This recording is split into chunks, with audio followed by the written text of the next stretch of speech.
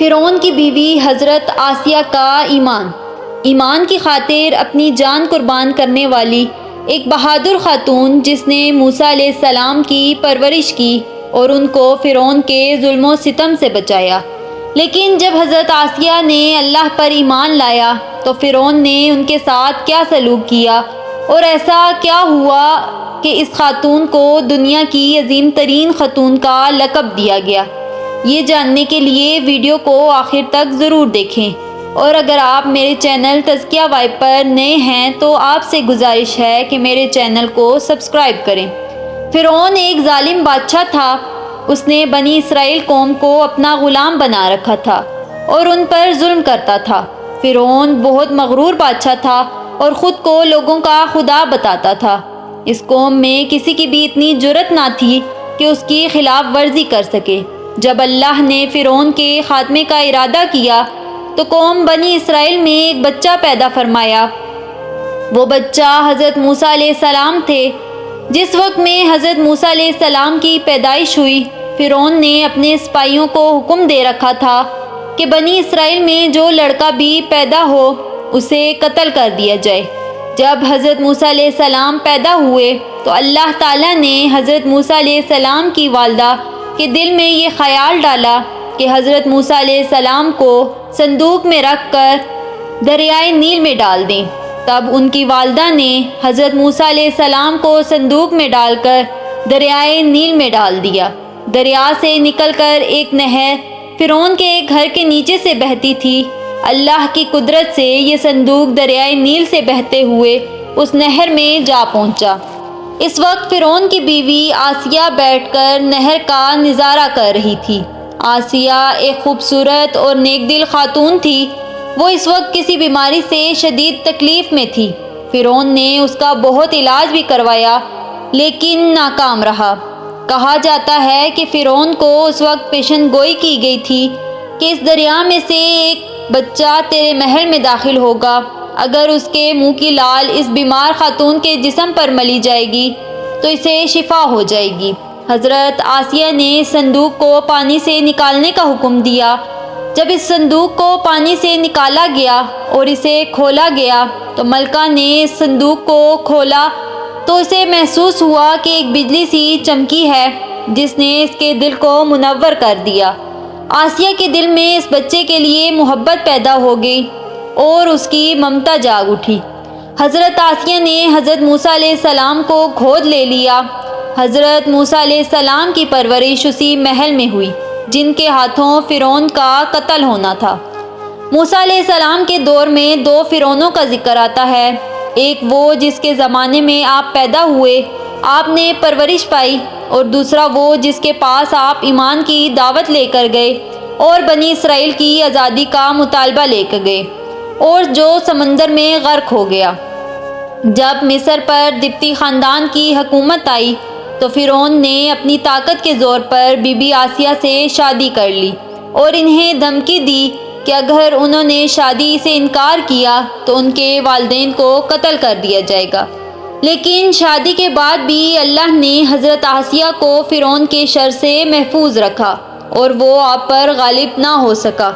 طبیبوں نے فرعون کو ساری عمر صحبت کرنے سے منع فرمایا، لہٰذا فرعون کبھی بھی حضرت آسیہ کے قریب نہ جا سکا۔ یہ بھی اللہ کی ایک حکمت تھی تاکہ حضرت آسیہ فرعون ناپاک سے دور رہ سکیں۔ حضرت موسیٰ علیہ السلام کی پرورش شاہی محل میں شہزادے کی طرح ہوئی۔ ہر طرح کے آرام و آرائش آپ کے لیے دستیاب تھے، لیکن موسیٰ علیہ السلام ادھر رہنے کے باوجود فطری طور پر ان سے مختلف کردار کے مالک تھے۔ حضرت موسیٰ علیہ السلام ہمیشہ فرعون کی خدائی کے خلاف بولتے اور توحید پر بات کرتے۔ یہ بات فرعون اور اس کے درباریوں پر ناگوار گزری اور وہ وقت بھی آ گیا جب اللہ نے حضرت موسیٰ علیہ السلام کو نبوت بخش دی۔ آپ علیہ السلام فرعون کے دربار میں اسلام کی دعوت لے کر تشریف لائے۔ اس وقت فرعون کے مطالبے پر حضرت موسیٰ علیہ السلام اور جادوگروں کے درمیان سحر کا مقابلہ ہوا۔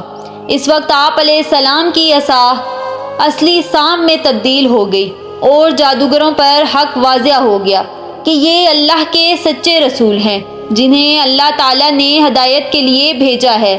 لیکن فرعون اپنی انا اور غرور پر قائم رہا اور موسیٰ علیہ السلام کی دعوت کا انکار کرنے لگا۔ اسی دربار میں بی بی آسیہ بھی موجود تھی، لہٰذا آپ نے جب یہ منظر دیکھا تو آپ کے دل میں فوراً ایمان کا نور چمک اٹھا اور آپ موسیٰ علیہ السلام پر ایمان لے آئی۔ بی بی آسیہ فرعون کی بیوی اور ملکہ تھی۔ آپ کے پاس مال و دولت کی کثرت تھی، لیکن آپ میں غرور و تکبر نہ تھا، بلکہ ان کا دل غریبوں کی محبت سے سرشار تھا اور دل کھول کر صدقہ و خیرات کرتی تھی۔ اسی لیے آپ کو مسکینوں کی ماں کہا جاتا ہے، کیونکہ بی بی آسیہ فرعون کے ظلم کو جانتی تھی، اس لیے انہوں نے اپنے ایمان کا اظہار نہ کیا اور چھپ چھپا کر ایک اللہ کی عبادت کرتی اور یہ دعا کرتی کہ اے اللہ مجھے فرعون اور اس کے عمل سے نجات دے، میں اس کے ان عملوں سے بیزار ہوں۔ حضرت آسیہ خفیہ طور پر موسیٰ علیہ السلام کی اللہ کی عبادت کرتی اور دعا اور استغفار میں مصروف رہتی، اور اسی طرح ایک دن فرعون کو آپ کے ایمان لانے کی خبر ہو گئی۔ اس نے ایک دن اپنے درباریوں سے کہا کہ کیا تم لوگوں کو میری بیوی کی خبر ہے؟ تم لوگ اس کے بارے میں کیا جانتے ہو؟ سب نے بی بی آسیہ کی بڑی تعریف کی اور ان کی بھلائیاں بیان کی۔ فرعون نے کہا، کیا تم لوگوں کو نہیں معلوم وہ میرے علاوہ دوسرے خدا کو مانتی ہے؟ پھر فرعون نے بی بی آسیہ کو دربار میں دریافت کیا اور پوچھا کہ تو کسے اپنا معبود مانتی ہے؟ حضرت آسیہ نے دلیری اور جذبہ ایمانی سے جواب دیا، میں حضرت موسیٰ علیہ السلام کے اللہ کو مانتی ہوں جو میرا، تیرا اور ہم سب کا خدا ہے۔ فرعون اس جواب پر غضبناک ہو گیا اور پورے شہر میں اس بات کی شہرت ہو گئی کہ فرعون کی بیوی نے فرعونی طور طریقے کو ٹھکرا دیا اور موسیٰ علیہ السلام کا دین قبول کر لیا ہے۔ فرعون نے ڈرا دھمکا کر بی بی آسیہ کو موسیٰ علیہ السلام کا دین چھوڑنے کو کہا، لیکن حضرت آسیہ اپنے ایمان پر ڈٹی رہی۔ اس پر فرعون کو اور غصہ آ گیا۔ اس نے اپنے درباریوں کو حکم دیا کہ بی بی آسیہ کو تپتے ہوئے ریگستانوں میں دھوپ میں لٹا دیا جائے، لہٰذا آپ کو شدید گرمی میں تپتے ہوئے ریگستانوں میں لٹا دیا گیا۔ فرعون اس جگہ کا دورہ کرتا رہا اور کہتا رہا کہ اب باز آ جا، اگر تو نے میری بات مان لی تو میرا شاہی محل تیرا منتظر ہے۔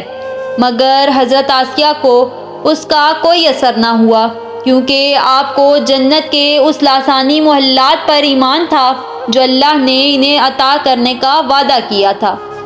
جب فرعون نے حضرت آسیہ کی ثابت قدمی کو دیکھا تو اس نے آپ کو شہید کرنے کا فیصلہ کر لیا۔ اس نے اپنے سپاہیوں کو حکم دیا کہ بڑی سے بڑی چٹان کہیں سے اٹھا لاؤ اور حضرت آسیہ کو نیچے لٹاؤ اور وہ چٹان اس پر گرا دو۔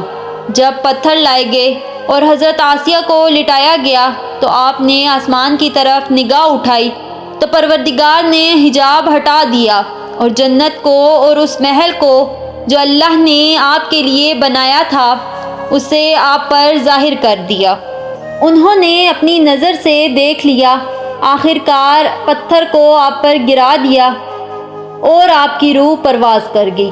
حضرت آسیہ کے فضائل احادیث مبارک میں کچھ الفاظ میں آئے ہیں۔ رسول اللہ صلی اللہ علیہ وآلہ وسلم نے فرمایا، مردوں میں سے تو بہت ہیں جو درجہ کمال تک پہنچے، لیکن عورتوں میں سے سوائے فرعون کی بیوی آسیہ اور عیسیٰ علیہ السلام کی والدہ مریم بنت عمران کے اور کوئی عورت درجہ کمال تک نہیں پہنچی۔